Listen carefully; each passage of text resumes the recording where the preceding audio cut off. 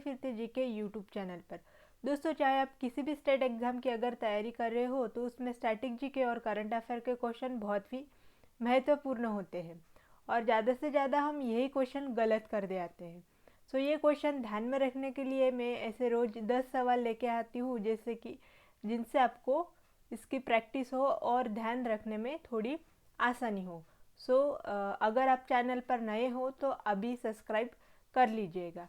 तो चलिए शुरू करते हैं आज के हम अपने क्वेश्चन से। आज का पहला क्वेश्चन,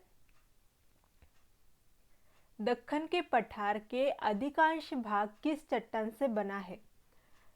क्वेश्चन रिपीट करती हूँ, दक्कन के पठार का अधिकांश भाग किस चट्टान से बना है? इसका सही जवाब होगा ऑप्शन नंबर बी, ये बेसॉल्ट सॉल्ट से बना है। इसकी इन्फो, बेसॉल्ट एक बाह्य अग्नेय चट्टान यानी कि एक्सट्रेसिव इग्नियस रॉक है। इसका निर्माण ज्वालामुखी के फटने पर धरती की सतह पर आने वाले मैग्मा यानी कि लावा के तेजी से ठंडा होकर जमने से होती है। यानी कि बेसॉल्ट सॉल्ट कैसे प्रोड्यूस होता है? जब वोल्केनिक इरप्शन होता है तब उसमें से जो मैग्मा यानी कि उसका लावा बाहर आकर वो ठंडा होकर जम जाता है, तो बेसॉल्ट सॉल्ट का प्रोडक्शन होता है। वो तेज़ी से ठंड होने के कारण इसके कण बहुत महीन या सूक्ष्म होते हैं। मतलब जब वो मैग्मा निकल के बाहर आता है वो ठंड हो जाता है और जम जाता है। वो तेज़ी से ठंड होने के कारण उसके जो क्रिस्टल्स होते हैं वो बहुत ही माइक्रो होते हैं, यानी कि बहुत ही स्मॉल होते हैं। महाराष्ट्र का अधिकांश हिस्सा दक्कन ट्रैप के अंतर्गत आता है। महाराष्ट्र का बहुत सी लार्जेस्ट पार्ट ये दक्कन ट्रैप के अंदर आता है। यह ज्वालामुखी के दरारी उद्दीपन यानी कि फिशर्स इरप्शन से निकलने वाला एक जमने से बना है। इससे बेसॉल्ट चट्टान के क्षरण में महाराष्ट्र में काली मिट्टी यानी कि रेगुर सॉल्ट का निर्माण हुआ है। दक्कन का जो ट्रैप है उसमें ज़्यादा से ज़्यादा ब्लैक सॉइल्स यानी कि रेगुर सॉइल्स होती है। बेसॉल्ट सॉल्ट का कलर ये क्रिस्टल ब्लैक कलर ही होता है और बेसॉल्ट सॉल्ट में ज़्यादा से ज़्यादा मैग्नीशियम होता है और सल्फर की मात्रा कम होती है। ये था क्वेश्चन का एक्सप्लेनेशन और बेसॉल्ट सॉल्ट के बारे में थोड़ी सी इन्फो यहाँ पे मैंने ली है। इससे आपको समझने में थोड़ी आसानी हो जाएगी। नेक्स्ट क्वेश्चन,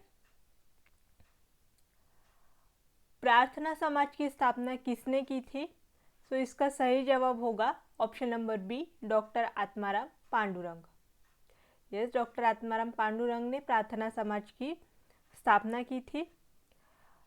31 मार्च 1867 को मुंबई में प्रार्थना समाज की स्थापना हुई थी। इसमें बाद में न्यायमूर्ति महादेव गोविंद रानडे भी शामिल हुए। इसका मुख्य उद्देश्य सामाजिक सुधार और एकेश्वरवाद का प्रचार करना था।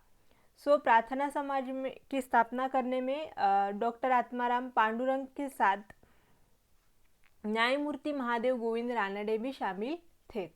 इसका सही जवाब होगा ऑप्शन नंबर बी, प्रार्थना समाज की स्थापना डॉक्टर आत्माराम पांडुरंग ने की थी। नेक्स्ट क्वेश्चन, भारतीय संविधान का कौन सा अनुच्छेद ग्राम पंचायतों के संगठन से संबंधित है? इसका सही जवाब होगा ऑप्शन नंबर बी, अनुच्छेद 40 यानी कि आर्टिकल 40।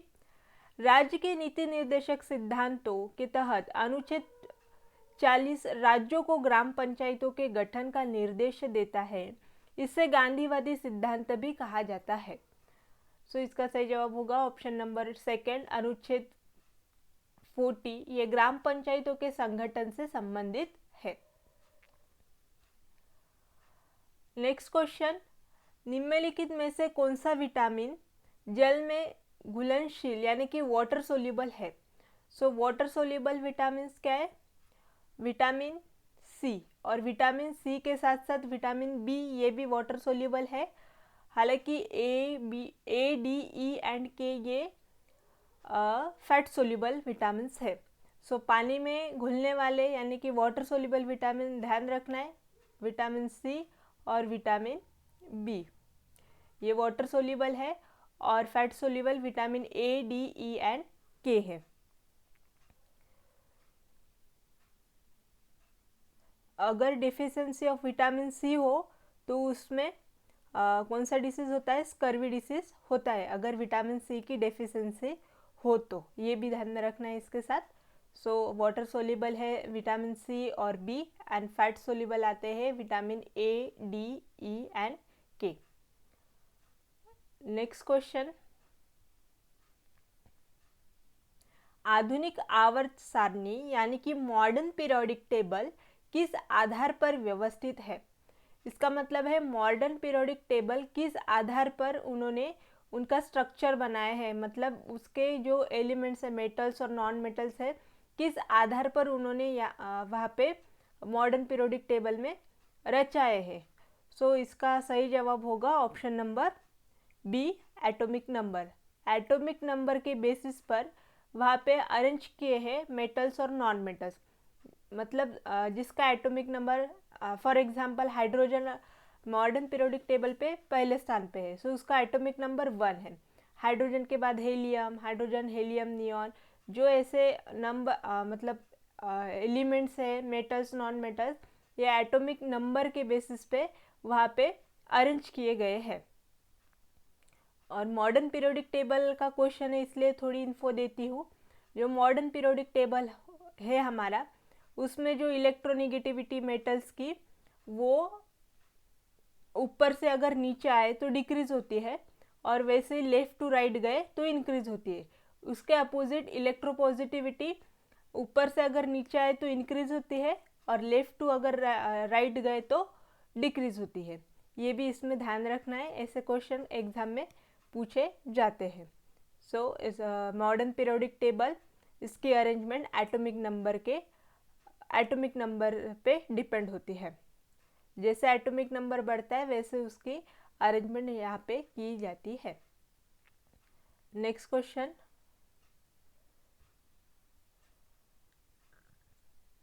अभी ये करंट अफेयर के टॉपिक पे मैंने लिया है। क्वेश्चन नंबर 6, हाल ही में किस राज्य के साउंडला गांव ने खुद को भारत का पहला जाति मुक्त गांव घोषित किया है? सो इसका सही जवाब होगा option number B, Himachal Pradesh.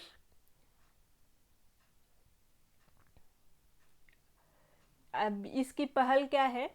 साउंडला गांव के निवासियों के सर्वसम्मति के प्रस्ताव पारित कर खुद को जाति मुक्त यानी कि कास्ट फ्री घोषित किया है। इसका मतलब है कि गांव में अब जाति के आधार पर कोई भेदभाव नहीं होगा, और न ही किसी के नाम के साथ उसकी जातिगत पहचान को अनिवार्य रूप से जोड़ा जाएगा।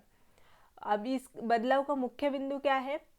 समानता का भाव गांव के सार्वजनिक कार्यक्रमों में, मंदिरों में और सामुदायिक भोज यानी कि धाम में अब जाति के आधार पर बैठने या खाने की कोई अलग व्यवस्था नहीं होगी।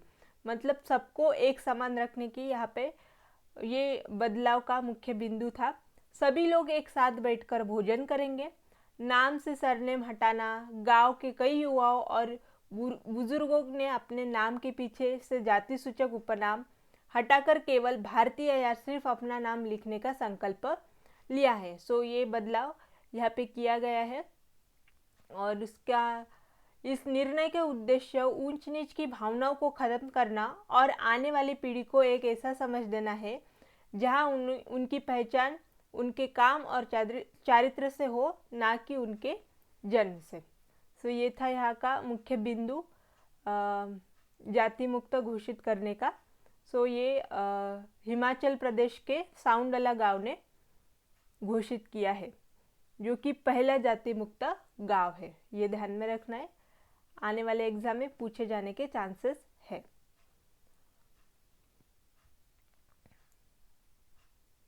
और इसका महत्व है कि भारत में जहां आज भी कई जगहों पर जागतिक दूरियां देखी जाती है, वो भी कास्ट के रिलेटेड भी बहुत से दूरियां देखी जाती है, वहाँ एक छोटे से पहाड़ी गांव का यह साहसिक कदम सामाजिक क्रांति की तरह है।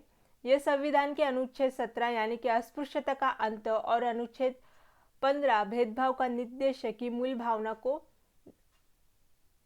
धरातल पर उतरना है। यह राज्य में पर्यटन और सामाजिक समरसता और बढ़ावा देने वाला कदम माना जा रहा है। एक रोचक तथ्य, इस गांव ने यह साबित कर दिया है कि कानून से ज़्यादा प्रभावी सामुदायिक इच्छा शक्ति होती है। जब पूरा समाज मिलकर बदलाव का फैसला करता है तो उसे लागू करना आसान हो जाता है। सो ये था इसका महत्व। और ये भारत का ऐसा पहला गांव है जहाँ पे उन्होंने जाति मुक्त गांव घोषित किया है, हिमाचल प्रदेश का साउंडला गांव। ये ध्यान में रखना है। नेक्स्ट क्वेश्चन, प्रहार को हाल ही में खबरों में प्रहार जो हाल ही में खबरों में रहा है वो क्या है? सो इसका सही जवाब होगा ऑप्शन नंबर बी, नई राष्ट्रीय आतंकवाद विरोधी नीति। प्रहार ये एक नई राष्ट्रीय आतंकवाद विरोधी नीति है, ये ध्यान में रखना है। नेक्स्ट क्वेश्चन,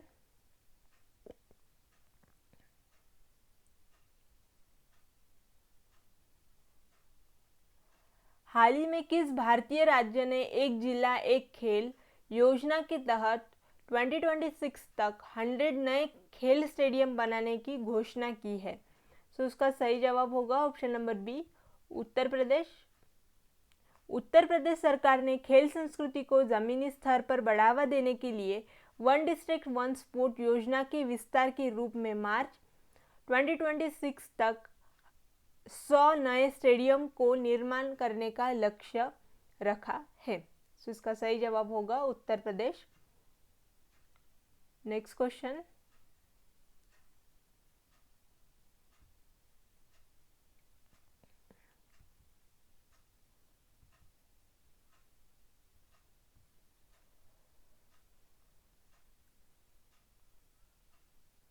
सागर कवच 2026 अभ्यास जो हाल ही में संपन्न हुआ किन सुरक्षा बलों के बीच का एक संयुक्त अभ्यास है? सो उसका सही जवाब होगा ऑप्शन नंबर ए, भारतीय नौसेना और तटरक्षक बल। सागर कवच का प्राथमिक लक्ष्य है समुद्री मार्ग से होने वाले घुसपैठ, तस्करी और आतंकवादी खतरों के विरुद्ध भारत की तटीय सुरक्षा प्रणाली की तैयारी की जांच करना है। यह विभिन्न सुरक्षा एजेंसियों के बीच समन्वय यानी कि कोऑर्डिनेशन को बेहतर बनाने और मौजूदा यानी कि स्टैंडर्ड ऑपरेटिंग प्रोसीजर्स को परखने के लिए किया जाता है।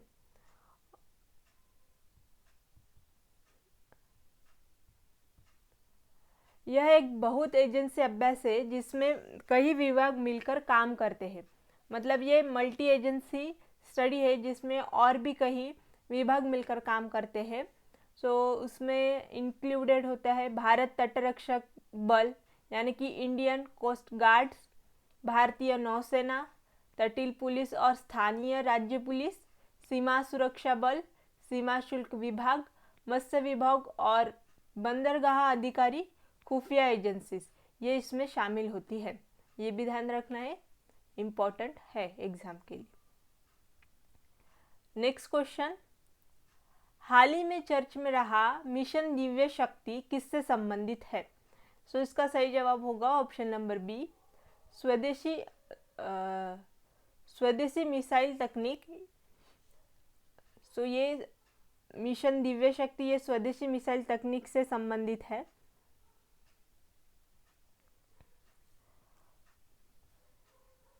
रक्षा अनुसंधान और विकास संगठन द्वारा यानी कि DRDO द्वारा अग्नि 5 मिसाइल्स के सफल परीक्षण जो multiple independently targetable re entry vehicle तकनीक है। MIRV का फुल फॉर्म क्या है? Multiple independently targetable re entry vehicle. जो मिशन दिव्य शक्ति का नाम, इसको मिशन दिव्य शक्ति का नाम दिया गया है। तो ये ध्यान में रखना है, स्वदेशी मिसाइल तकनीक जिसको दिव्य शक्ति का नाम मतलब मिशन दिव्य शक्ति का नाम दिया गया है। सो MIRV का फुल फॉर्म फिर से बताती हूँ, multiple independently targetable re entry vehicle. So दोस्तों ये थे आज के 10 सवाल। आप इन 10 में से कितने सवाल का जवाब सही कर पा रहे हैं कमेंट बॉक्स में लिखना मत भूलेगा। अगर मेरे वीडियो अच्छे लग रहे हो तो लाइक, शेयर और सब्सक्राइब करना। सो मिलते हैं अगले वीडियो में, तब तक के लिए गुड बाय।